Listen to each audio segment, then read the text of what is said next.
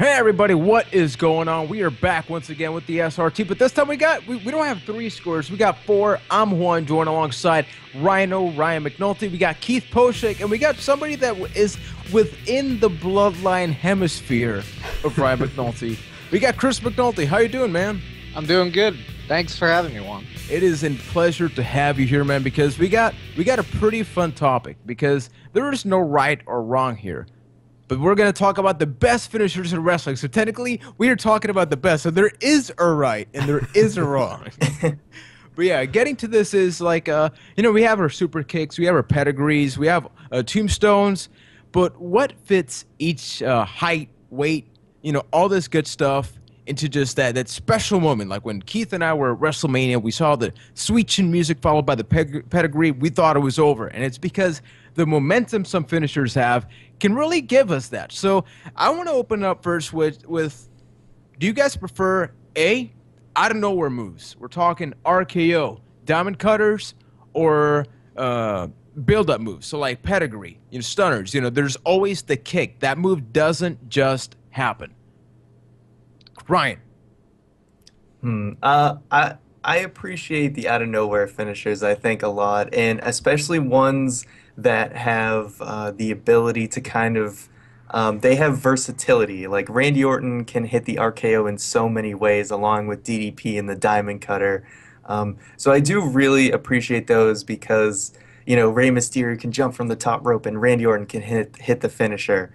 So those are awesome and really create epic moments. So those are probably my favorite. To take a line from JBL, if I were to make an answer to this question from the ground up, that answer would look like Randy Orton, because the whole RKO out of nowhere thing is the perfect way to do a finisher because it can come out of nowhere, kind of like the line goes. Really, it's one of my biggest pet peeves about NXT and its current moment, where everybody's finisher kind of needs this big setup. There's not that really out of nowhere style move in NXT right now. What about you, Chris? Do you like the out of nowhere or build up? I do love out of nowhere. It's convenient, especially for like a smaller guy. It gives a lot of shock factor.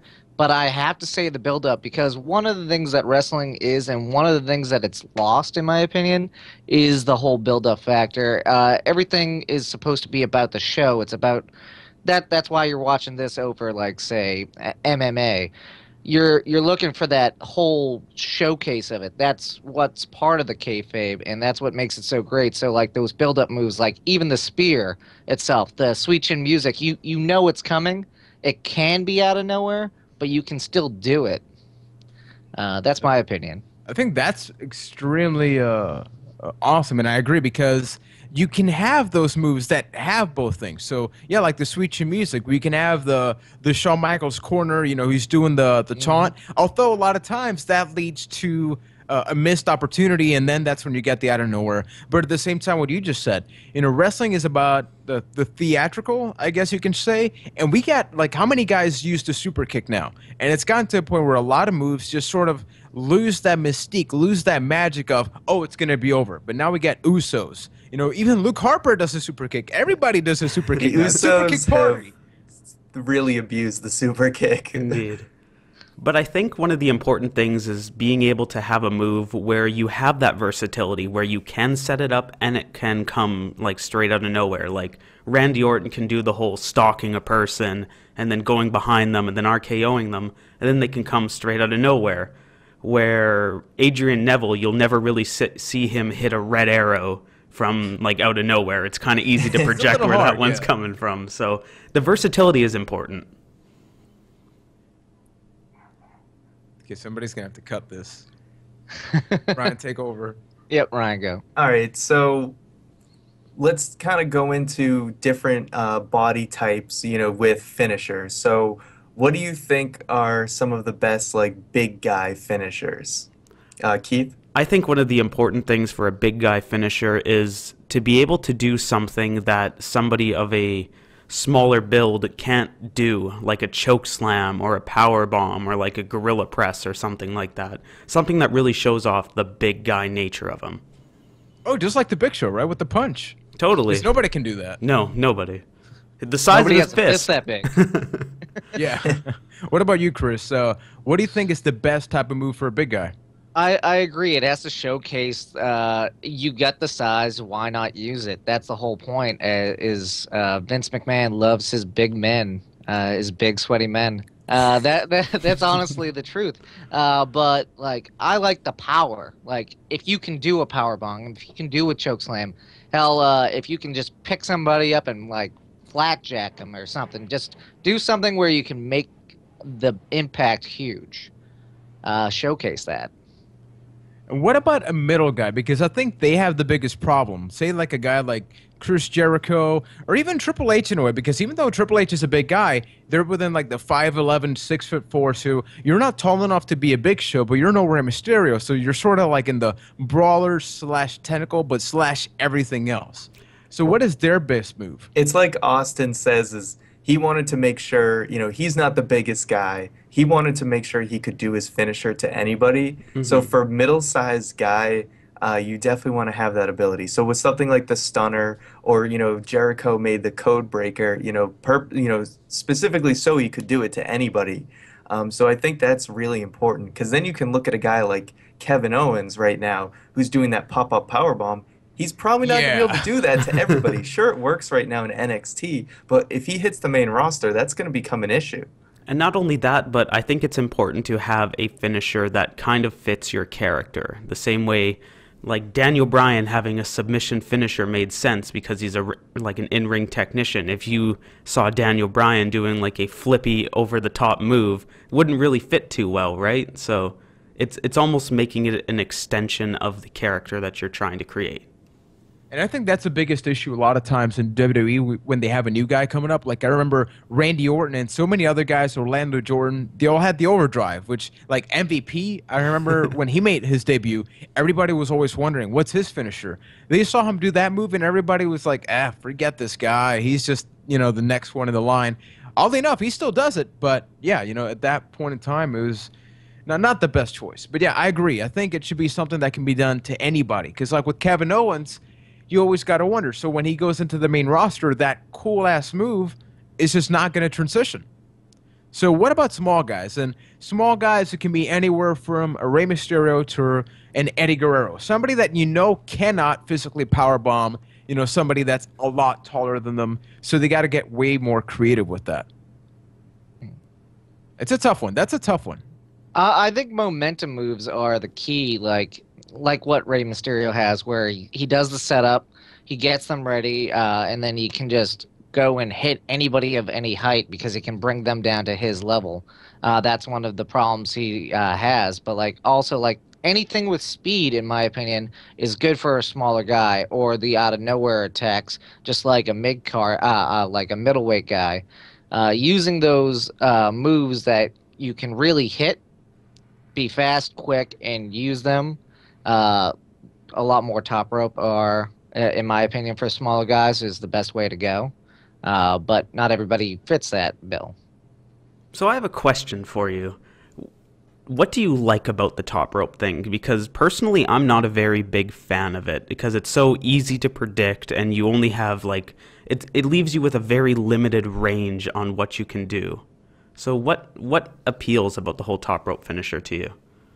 I think for top rope finishers, they're very impressive. I mean, you look at Adrian Neville's, you look at his red arrow, and it's just, I've seen it so many times, but it is so good. It just impresses me every single time. And yeah, sure, the setup, it's coming. But I mean, you can still keep it interesting with, someone brings the knees up or someone gets out of the way. So yeah, it is like the antithesis of the whole out of nowhere thing, but that's why you have to kind of make up for that by being this impressive flip or whatever. Yeah. Yeah, for me, it's kind of funny with top rope moves because, like Ryan said, they are impressive, but you don't see a red arrow done twice in a match. But you can see 3 pedigrees because with that top rope move, it's kind of like if you're at a live event, oh, I saw the red arrow, it looked awesome live. But you never say, oh, I saw 2 red arrows live. Oh, okay, that's cool. So it's more for the spectacle, while moves like the pedigree, the more traditional moves, they really are more for I want to win. The other one is I can win, but look at what I can also do.